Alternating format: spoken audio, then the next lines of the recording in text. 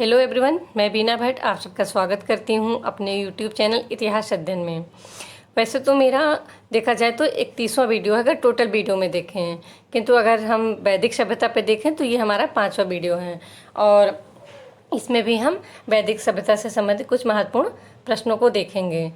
तो आइए हम लेट न करते हुए मॉक टेस्ट को स्टार्ट करते हैं। देखते हैं आज का पहला क्वेश्चन। पहला क्वेश्चन क्या है, किस उपनिषद के अनुसार जैसे मकड़ी अपना जाल बनाती है फिर खा लेती है, उसी प्रकार परमात्मा से सृष्टि होती है फिर उसी में लीन हो जाती है। तो ऑप्शन है बृहदारण्यक उपनिषद, मुंडक उपनिषद, छांदोग्य उपनिषद। तो इसको देखिए कि क्वेश्चन को एक बार हम फिर से रिपीट करते हैं। ऑप्शन आपने देख लिया है कि अब समझिए कह क्या रहा कि मकड़ी जैसे मकड़ी अपना जाल बनाती है फिर खा लेती है, उसी प्रकार परमात्मा से सृष्टि होती है और फिर उसी में लीन हो जाती है। तो ये जो है इसका सही उत्तर है मुंडक उपनिषद। मुंडक उपनिषद, अब जैसे कि मुंडक उपनिषद किस वेद का उपनिषद है, तो यह अथर्ववेद का उपनिषद है। और मुंडक उपनिषद में ही है कि जैसे मकड़ी अपना जाल बनाती है फिर खा लेती है, उसी प्रकार परमात्मा से सारी सृष्टि होती है और फिर उसी में लीन हो जाती है। तो आइए हम देखते हैं क्वेश्चन नंबर 2 को। क्वेश्चन नंबर 2 में है, किस वेद में वर्णित है कि युद्ध पहले मस्तिष्क से लड़ा जाता है, भूमि का प्रयोग उसके बाद होता है। जैसे आप आज ही देखते होंगे बहुत सारे लोग बोलते हैं ना कि पहले बात से काम ना बने तब हम को शस्त्र उठाना चाहिए। तो इसी तरह इसमें कहा है कि किस वेद में कहा गया कि युद्ध पहले मस्तिष्क से लड़ा जाता है, भूमि का प्रयोग उसके बाद होता है। आपके सामने ऑप्शन है ऋग्वेद, यजुर्वेद, अथर्ववेद। इस तरह से आप देखिए कि मतलब वेदों में जो चीज़ें आज हम कहते हैं बहुत पहले मतलब ये सारी चीज़ें कही गई हैं और उसका महत्व भी समझाया गया है। तो युद्ध पहले मस्तिष्क से लड़ा जाता है, भूमि का प्रयोग उसके बाद होता है। तो इसका सही उत्तर है अथर्ववेद।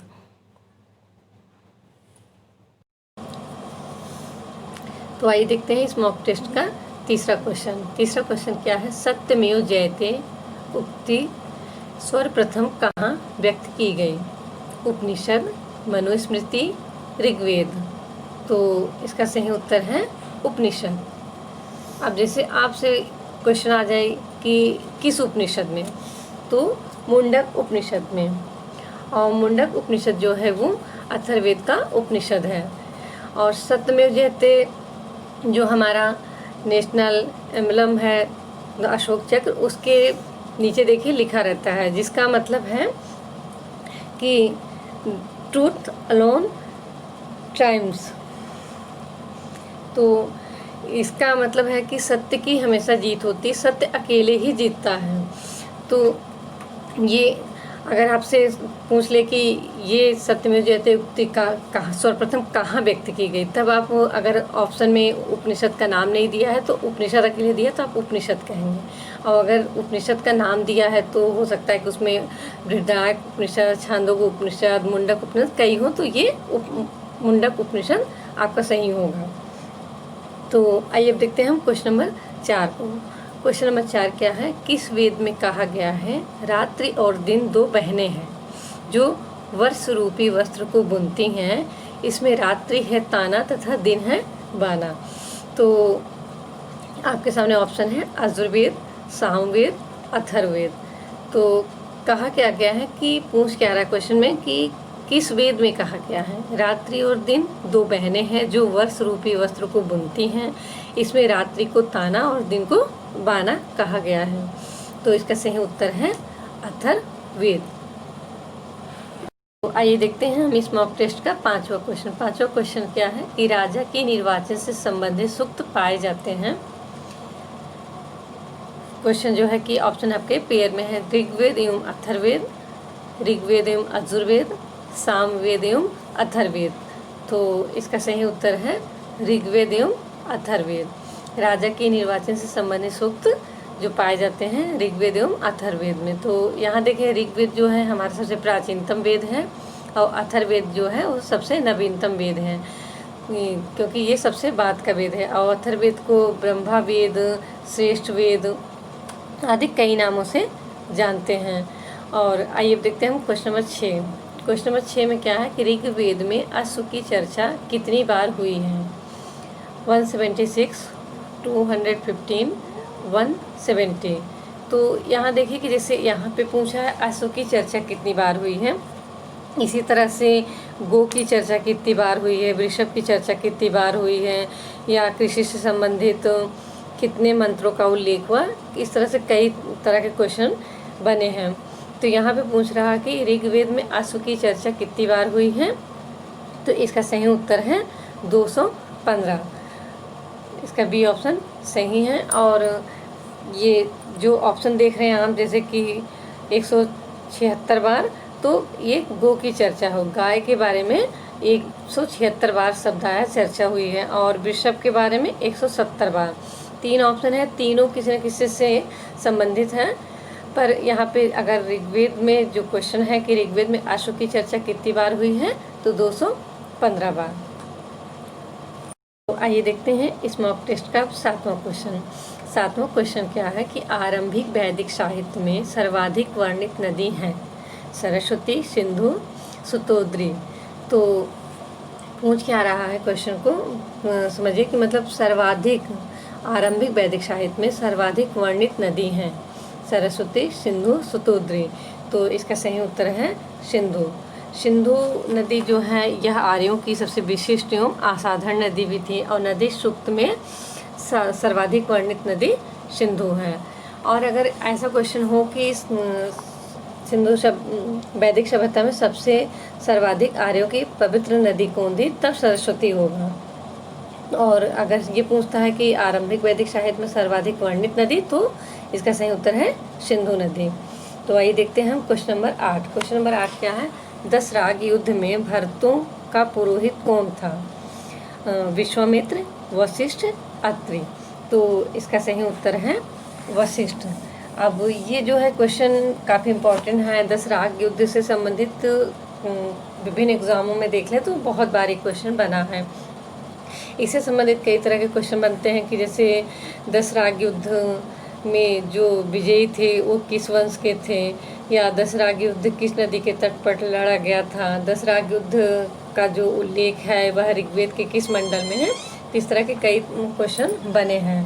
तो इसका सही उत्तर है वशिष्ठ। और दशराग युद्ध जो था वो परुष्पाणी नदी के तट पर हुआ था, और जिसमें कि 10 जनों का एक जो संघ था उसके प्रमुख विश्वामित्र थे, और ये जो त्रिस्तु वंश भरत वंश था इसके गुरु वशिष्ठ थे। तो आइए देखते हैं इस मॉक टेस्ट का 9वां क्वेश्चन। 9वां क्वेश्चन क्या है? उत्तरी पांचाल की मुख्य शाखा का संस्थापक कौन था? तुर्वशु, पुरु, रहु। तो इसका सही उत्तर है तुर्वशु।